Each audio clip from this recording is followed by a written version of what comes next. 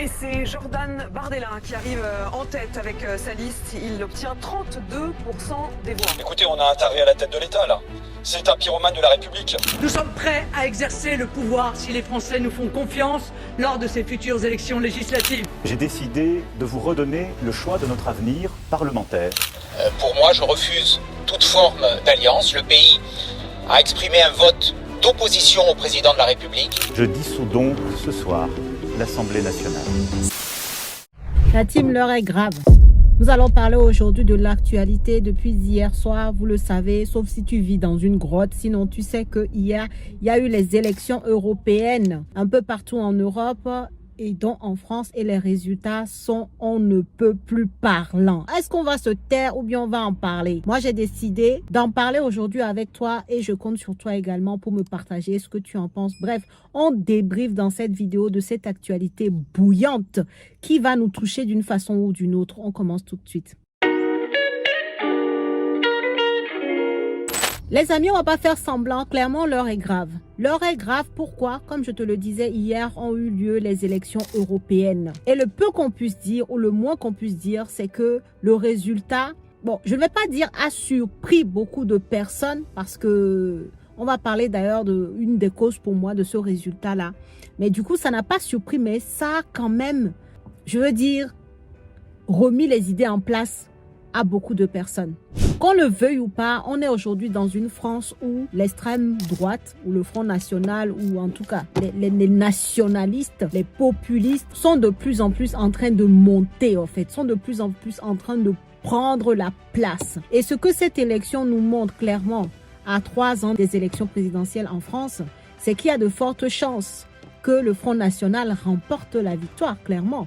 Hier, on a un Front National qui est arrivé en tête, c'est-à-dire c'est une victoire écrasante. Il n'y a pas d'autre mot. C'est une victoire écrasante à plus de 30% de votes, c'est-à-dire premier sans deuxième. Ils ont été premiers sans deuxième. Est-ce que vous vous en rendez compte? Je ne sais pas si on s'en rend compte quand même à qui on donne tranquillement le pouvoir comme ça. Plus de 30% des votes. Ils sont à 31,5% de votes. Ils sont premiers sans deuxième. À tel point que le président de la République, face à cette victoire écrasante, parce qu'il faut donner à César ce qui est à César, a décidé de dissoudre l'Assemblée nationale parce qu'il se voit finalement comme un président impuissant.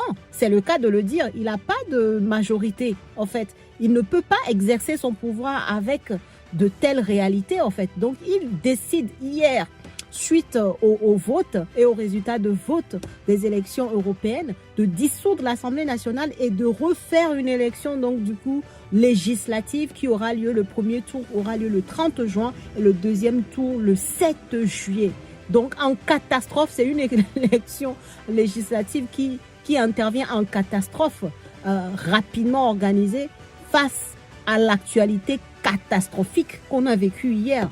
Mais l'heure est grave parce que qu'on ne se mente pas, qu'on se rappelle l'origine de ce mouvement qu'on appelle Front National aujourd'hui, ou bien Rassemblement National, tout ça là c'est la même chose.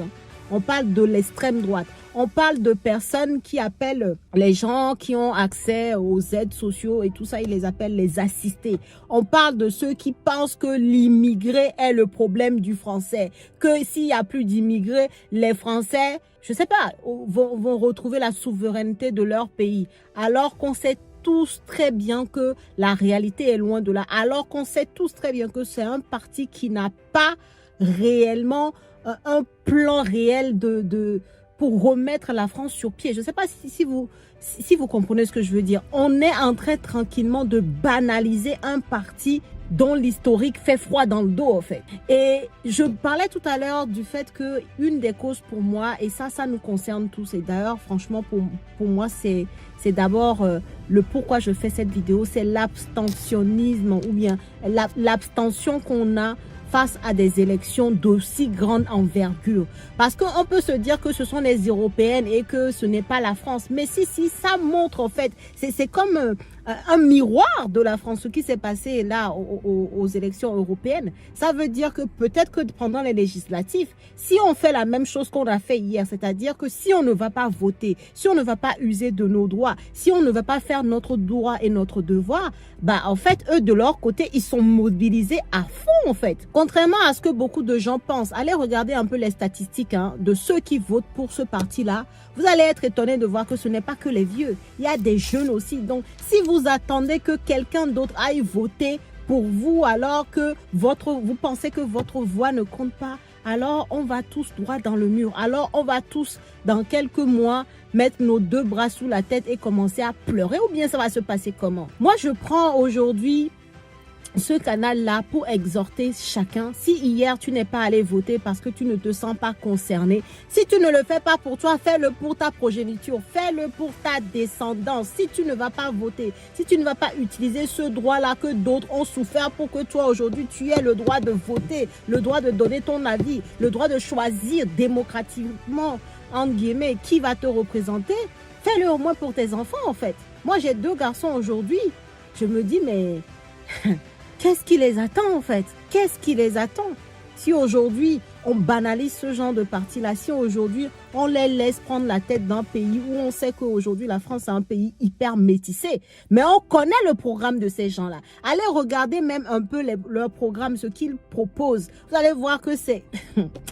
ah là là là là là là là, on s'amuse quoi. Et réveillons-nous Franchement, réveillons-nous. Je ne sais pas si tout le monde qui me suit sur cette page hier, est-ce que tu es allé voter? Si tu n'es pas allé voter hier, que comptes-tu faire le 30 juin? Et que comptes-tu faire le 7 juillet? Que diras-tu à tes enfants? Que tu n'as pas utilisé ton droit? Que tu as laissé faire? Quel visage auras-tu quand ils te poseront les questions? On est une minorité en France. Et des gens avant nous ont tout fait pour qu'on ait certains droits. Moi, je suis naturalisée, donc je peux voter. Il y a beaucoup de gens ici qui sont naturalisés, qui peuvent voter. Il y a même des gens, même si tu n'es pas en France, tu peux aller à l'ambassade, au consulat français pour voter. Donc, utilisez ce droit-là que d'autres ont lutté pour qu'on puisse avoir aujourd'hui, pour faire entendre un peu aussi notre voix. On est une minorité, je vous assure. Qu'est-ce qui se passera si ces gens-là arrivent au pouvoir? C'est la fin! On va rentrer tous dehors, quoi. Non, vous blaguez. Je trouve vraiment que aujourd'hui, avec l'avènement des réseaux sociaux, on banalise en fait. On les trouve même, les jeunes. Allez regarder un peu les informations. Il y en a qui votent pour eux parce que oui, tel est cool, tel il est bon vivant. En fait, les gens ne vont même plus creuser sur le fond des programmes que ces gens-là proposent en fait. Sur ce qui va les toucher demain. Il y a des étudiants même qui sont dans des situations précaires qui votent pour ce parti-là, alors que c'est le parti qui ne vote même pas des lois pour arranger les conditions de ces étudiants-là, pour arranger les conditions du SMIC, l'augmentation du SMIC. Ce parti-là n'a pas voté pour. Enfin bref, va falloir qu'on change. Je vais pas être très long dans la vidéo. Moi, je voulais juste un petit éveil de conscience. Ne pas banaliser cette chose-là et se dire, ouais, mais de toute façon, on n'est pas étonné, machin. Parce que depuis ce matin, je ne vois que ce discours sur les réseaux. Vous n'êtes pas étonné et puis quoi? Vous allez laisser faire? Mobilisons-nous. Mobilisons-nous. Chacun d'entre nous, nos voix comptent. Si tu n'es pas allé voter hier, là, pour le 30 juin et le 7 juillet, va aux urnes et pose ta voix.